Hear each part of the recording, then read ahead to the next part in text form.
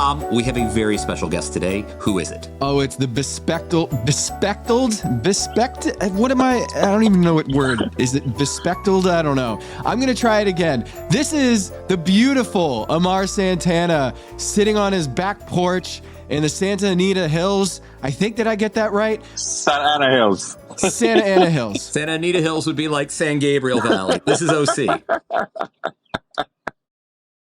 Thank you. I'm the foreigner. I'm on the East Coast, so I'm not familiar by the California geography as much as my two co-hosts here on the show. But I love it. I love it. Amar Santana, season 13 Top Chef, runner-up, and season 20 World All-Star competitor who finished in 6th place last year. And I want to say one of the all-time great competitors on Top Chef, a 2-time competitor, and also running both Vodka and Broadway by Amar Santana. Amar, what's going on, man? What an introduction. I love it. We actually just saw you a few months ago in LA. We went to the Top Chef dinner, and you, Ali, Buddha, Sarah Bradley, you guys cooked for a couple media folks and people in the LA scene. And Kevin, we hadn't met Amar until then. It was such a joy. Oh, it was an absolute joy, Amar. And it was fun. It's fun to have you cook for us. I mean, that's also the other thing. It was such a great event, especially the fact that you guys got to try some of the dishes we did on the show. I mean, people always get to see the dishes on TV. They salivate about it. They're like, oh my God, I wish I could try it. And all of a sudden, you guys were there trying our food. That was awesome. Yeah, it was so special. And also, we got to learn that you, of course, being Dominican, have a baseball affinity. And what I didn't realize is, like, when Dominican baseball players come through LA, guess where they go? They go to Amar's restaurants. They come to me. I'm really good friends with Albert Pujols, one of my closest friends. I haven't met a lot of them, but he's one of the top notch. I mean, he's like a little brother to me. Or big brother, I would say. We, of course, love Pujols because he solved baseball. Like there's like he kind of is like the perfect baseball player, especially for like analytics geeks like Tom and me. Yeah. Like the guy just kind of he broke baseball in many ways. Yeah. Amazing. He cracked the code. He did. And he did it in a clean way, compared to other players like me now. Sure. Okay. I'm a Red Sox fan. Kevin's a Braves fan. We both have Dominican heroes play for our respective teams. Me especially love David Ortiz and Manny Ramirez. Big Papi. Yeah, I was just going to ask, do you have a favorite Big Papi story that you can share with us? Oh, my God. I have a story, actually. I was working for Charlie Palmer at the time, and he came the night before. So we went out that night to a bar in Orange County. We got totally drunk. I drove into the hotel. And then the next morning, he came back to the restaurant for lunch. He was drinking Sambuca right before the game, playing against the Angels.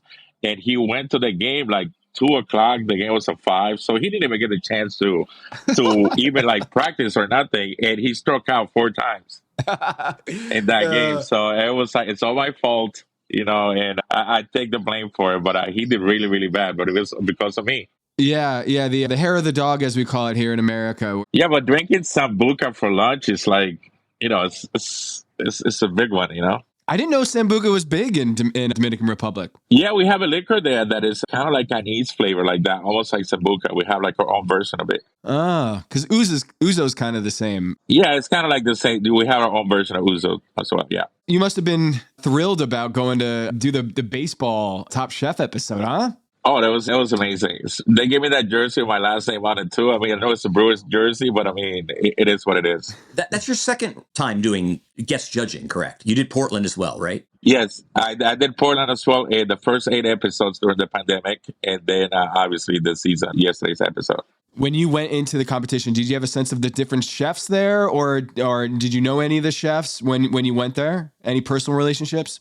Oh, the most recent episode, I had no clue about the chefs or anything, or even the chemistry or what the hell was going on the show. All I knew that I was going to be there with Brian Botasha, whom I worked before in the past. We used to work for Charlie Palmer together. That was about it. I mean, I didn't know what to expect. Obviously, Padma not being there and being replaced by Kristen. Because watching the first, few episodes now, and hearing people comments and stuff like that, it's like, come on, guys, like, give the girl a break.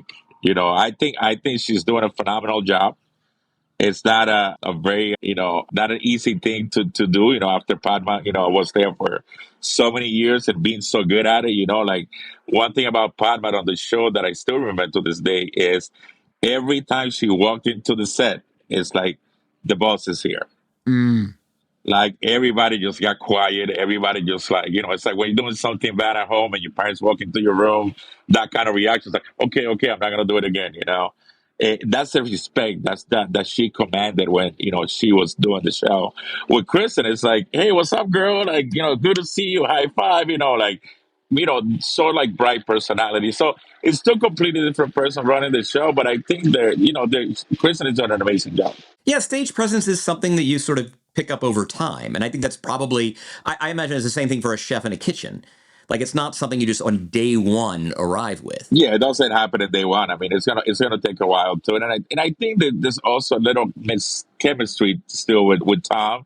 I think Tom is a little older, I will say, to be part of the panel. That's just my opinion. Mm. You got someone bright like Kristen. You need somebody else brighter, to be with her. But then fighting words. I know, I don't care.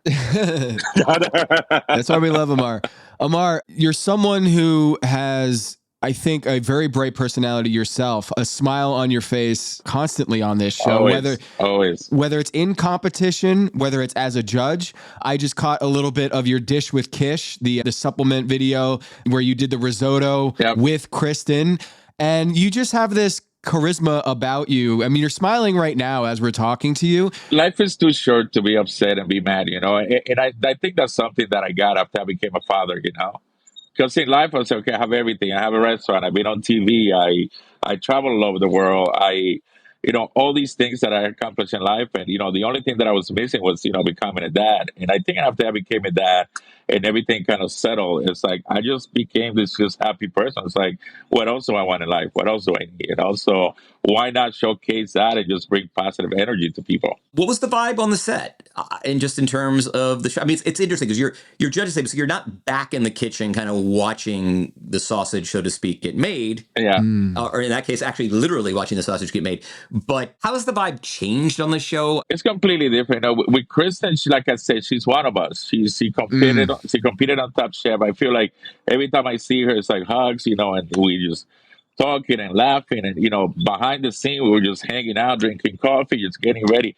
And this is something that you barely did with Padma, right? Padma would come in like, 10 seconds before you have to go and say, so what's up, guys? Like, we go right on set, But like with Kristen now, you get to hang out with her and like you shoot the shit and have fun. It seemed like you guys were having a lot of fun. Brian Voltaggio and Kristen, and of course Brittany Snow and Ryan Braun. Had you known Brittany Snow before then, or? I had watched the movie Pitch Perfect, but I didn't know it was her. So when I was there at the stadium, I was like, Brittany Snow, like, who is this? So I went on my phone and Googled her, and I was like, oh, it's her. Yeah. So kind of thing. And Ryan Braun, obviously a baseball fan, And a restaurant guy, apparently, which I did not know. And he lives in LA, supposedly. I don't know if he had a restaurant in Milwaukee, but he lives in LA.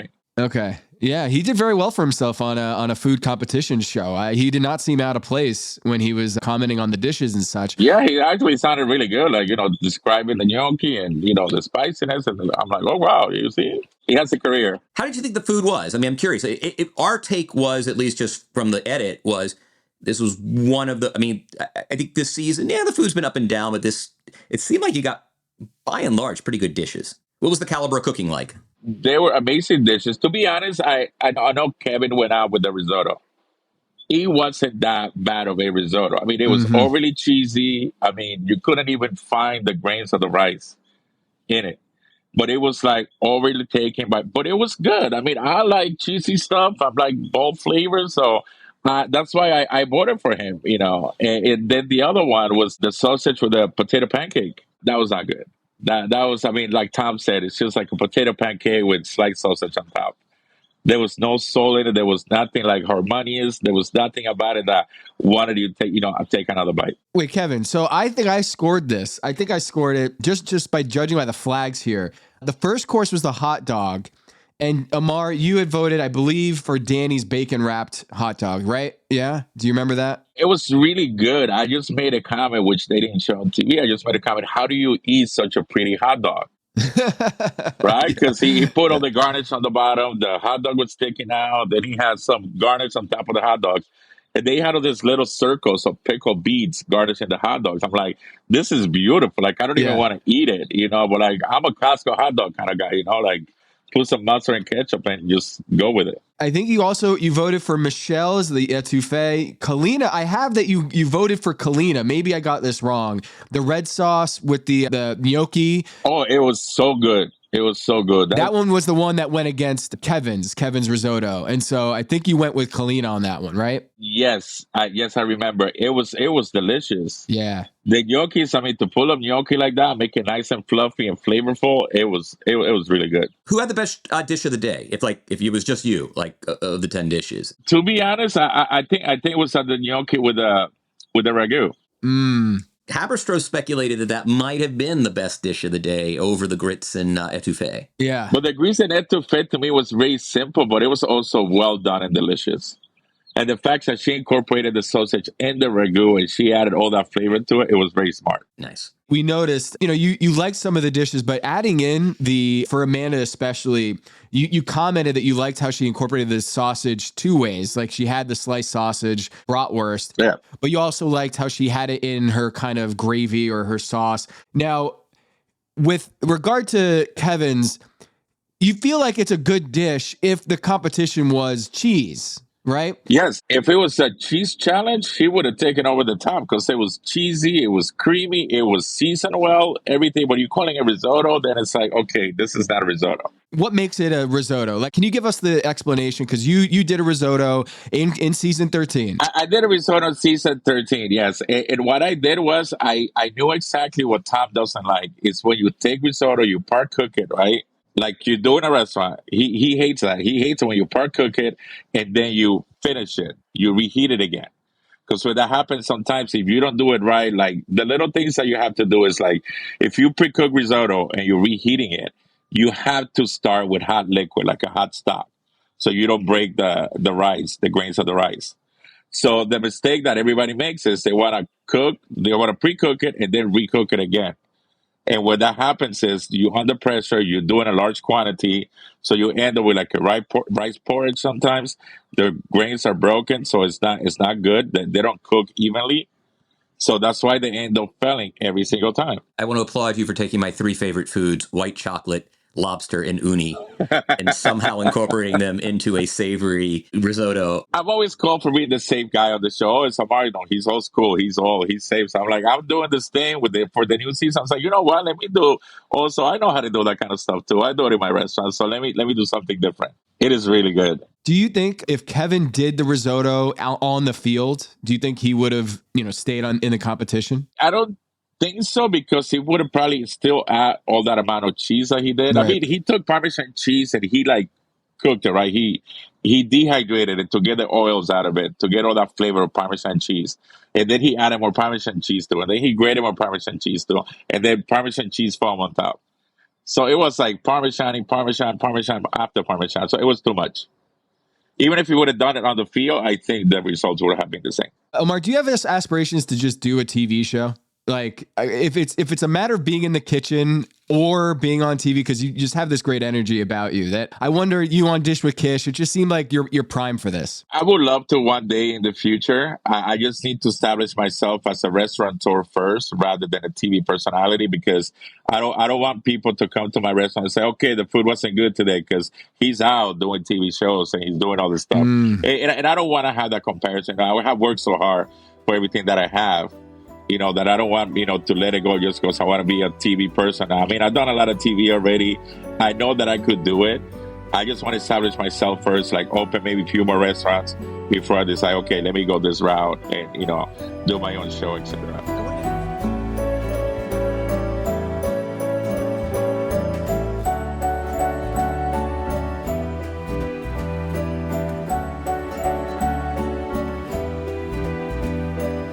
Thanks for listening. If you're enjoying this episode of Pack Your Knives and would like to listen to the rest of it, please become a paid subscriber. Just go to packyourknives.com and sign up for an annual subscription. That's packyourknives.com.